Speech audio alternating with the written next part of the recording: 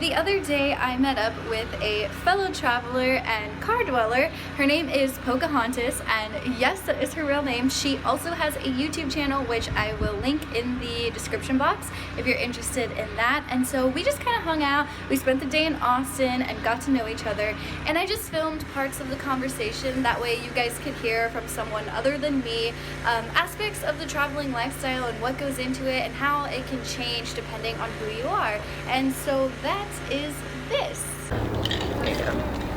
Okay. Why is my hair like this? Oh, do you see my hair? It's a video, so. Yeah, it's recording.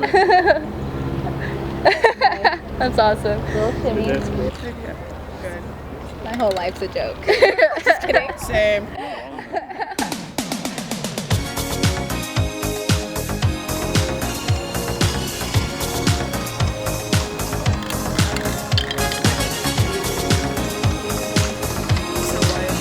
So guys, I made a new friend today. Here she is.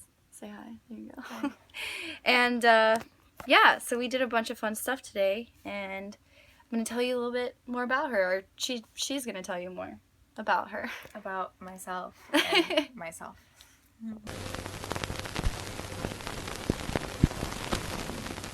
So just to get like kind of an overview, you live in your car. Yes. I live in a 2000 Camaro. Very Named small Blue. car. Named Blue. So basically, what are you doing right now? Like, you're on this road trip, right? And do you have a destination? No destination. It's Okay. weird talking to the Right. camera. I don't have a destination. I'm just going until I run out of money, and then I'm gonna stop, work, save money up again, and then just go again. Okay, and then so when you do stop, when you run out of money, and you said you plan on working, right? So what do you plan on doing, like, to make money? Probably just waitressing. It's one of the easiest things, and then if you're a waitress somewhere, then you can meet people who live there and just learn more about the city that you're in when you're in it, and so it's not really boring. You can just always learn different stuff, and unless it's a boring city.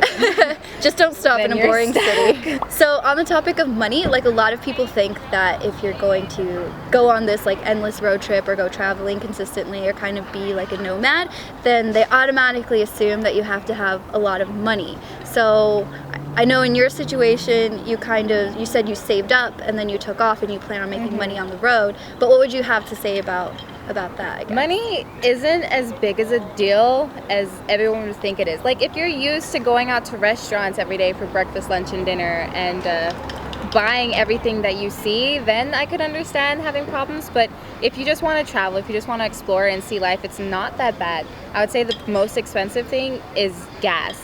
But even then, it just depends on how far you're going to drive. Because for me, I don't drive more than 2 hours. I'll find something here or something there, or I'll get distracted even on my way somewhere and go somewhere else. And it's never a super long drive, so I get to see a lot, and I don't spend a lot. I would say, like, if you can manage it right, $1,000, it seems like a lot, but $1,000 could probably last you like a month and a half or 2 months. I guess for us to understand your situation a little bit better, where do you shower and where do you sleep? Like, how do you handle that? Sleeping is not that hard. It's just mostly about like blending in, camouflage, but still being like conscious of like security. So my favorite place to sleep is Walmart parking lots, because they're usually open 24/7. So if anything does happen, it's not that far that I have to go to get help. And there's lights and everything, like you're in a safe area. If not Walmart parking lots, then I will do hotel parking lots. That's what's up. Because those ones, same thing, like help is not too far away if you need it. So it depends on where I am. If I am camping somewhere, some campsites do offer showers, even electricity, depending on where you go. We're really high-tech in America now. Right, we fancy. So some places are super helpful. When I don't have those places, however, I do a lot of couch surfing in my road trips. So I'll do that usually. If I can't, then just truck stops, like anything. Gotcha. Camping places, everywhere. A lot of places offer showers. And then worst case scenario, I can't find anything. Baby wipes are your best friend. Oh yeah. So essentially, like, you just crash on strangers' couches too. Like, that's like your main way of like going about it. Couch surfing, you can first people could get verified, which means they could like put their phone number, their address, and it all gets verified through the website. It's not like what people think, where it's just like an ad on Craigslist that you're answering or something. It's like a very thorough Craigslist isn't even that bad. Anyways, I agree. I don't think it's bad at all. First of all, but yeah, at the same time, no, it's a lot more that people go through. Even if you're like sketchy about something, you could always like screenshot the profile, like what I do. Even if they're verified or anything, I'll like screenshot their profile and I'll send it to a couple of my friends. So like, if you don't hear back from me, then this is the person that I agreed to stay with. This is the address they gave me. This is their phone number, like, et cetera, blah, blah, blah. Yeah. One thing for safety that I do is because like I have an iPhone, so it has like the Find Friends thing where you can like share your location like all the time with different people. And so like a lot of people in my family, like at least like 5 or 6, I've like, they could literally look at their phone anytime and be like, where is she?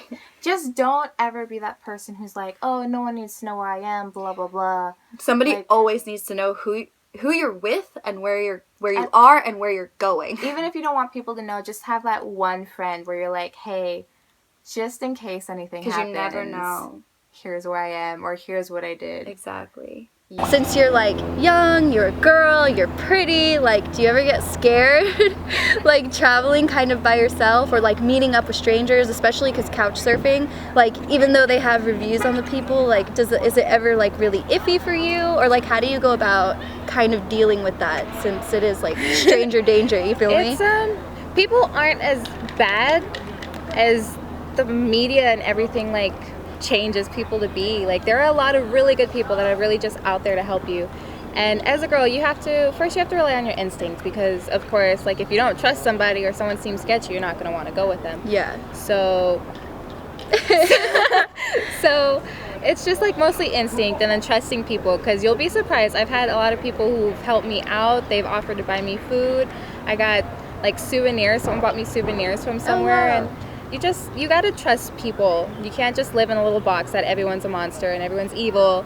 You gotta just trust them, and then follow your instinct too, and then don't be completely stupid about it. Like, do have like a knife or pepper spray or something on you, so you're not like just completely, help please. Damsel in distress. Yeah. So you've slept like at a truck stop, right? Or like a rest area or something in your car.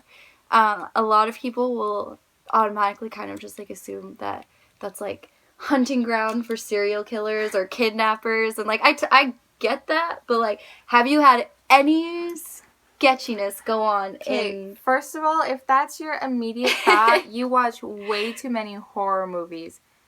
There are psychos out there, but they're not usually just like truck drivers, right? There are a lot of really cool, decent truck drivers. I feel like truck drivers are just like tired and just trying to like do their job. Like they're not trying to kidnap you. They have to drive a long way. If you need a truck driver that's like low-key on the side trying to kill people, then that's a truck driver that has some free time on his hands. Throughout this whole like month and a half or whatever that you've been doing this, what would you say is like the hardest part of everything? Like, if you could pick one thing that's the hardest, what would you say it was? I don't even know. Everything is hard when you start, because you don't know where you're going. And then me, I kind of just, like, I planned for it, but I wasn't really prepared for anything, so I just did it. So, I have no clue how I would answer that. What about you? What was the hardest for you? I would kind of have to agree. It's more not like one specific thing that's the hardest. It's starting that's the hardest. Because once you figure out what you're doing and you get into a routine, I would say you pretty much just take that routine and do it everywhere that you go. And then even as you go along more, the more you learn, the more you like get better at everything. Yeah. And then it's just like... And that's one really good thing about like meeting people too. It's like they always have advice for you, or like different places you could try or things you could do. So I don't know. I really like meeting random people for that reason too. It's like... Yeah, I would say it's even been easier than I thought it would be, because I've met so many people who are just willing to help me and like, hey, you don't have this? Well, I don't travel much. You can have this, or just advice and everything. And I wouldn't say just because I'm a girl I get help. Like, I've seen people, because a lot of people say, oh, it's because you're a girl. That's not true. It's like, no, it's because people are nice. Yeah, especially from that man's hand. It's actually a lot easier once you start. Starting is definitely the hardest. if I you agree. pinpoint. And then I think it's all about the community after that. Because, like, you meet like-minded people who are just, everyone's just And then super it's cool nice. because you could meet someone here, and then, well, like we were talking earlier, they can be like, oh, hey, we have a cousin in California, or we have so-and-so, or so-and-so here, and then you just, like, mix with this web, and you just meet everybody. It's great. Okay, so there's definitely a lot of people who watch our videos, and especially because, like I said earlier, we're young, we're girls, stuff, and like we travel by ourselves. Not only like the safety thing is kind of an issue for people, and they are really concerned about that, but then they also wonder, like, what about our future? Like, is this something you plan to do temporarily? Do you want to do this long term? Like, what about saving money? What about getting a house? What about kids? You know, like, people are really just trying to figure out, like, okay, this is cool because you're young, but you're gonna regret it later, is a lot of people's attitudes. So like, what kind of plans do you have for like the future, I guess, in terms, like, all of that? Like, Well, maybe I am young and naive, but when I get to the future, I will figure it out. I'm too young to have every single moment of my life planned out. Like, if I did that, I would be stuck in my boring routine. I have friends who are my age or even younger that are managers already, and then they're just stuck in this lifestyle because they can't quit, because they've already succeeded so far and they just have to get more. They have to get a new house, a new car, and blah blah blah. And I feel like that's a terrible life because, okay, I had a good job. I had 2 good jobs. I had a great apartment. I had a huge TV. I was looking at buying like a brand new 2016 or 2017 Dodge Challenger. Like, I was just doing the normal life, and it's cool, but it's just too boring for when you're young. Like, when you're young, I feel is, okay, a lot of people save up for when they're old, and when they're old, they're going to travel.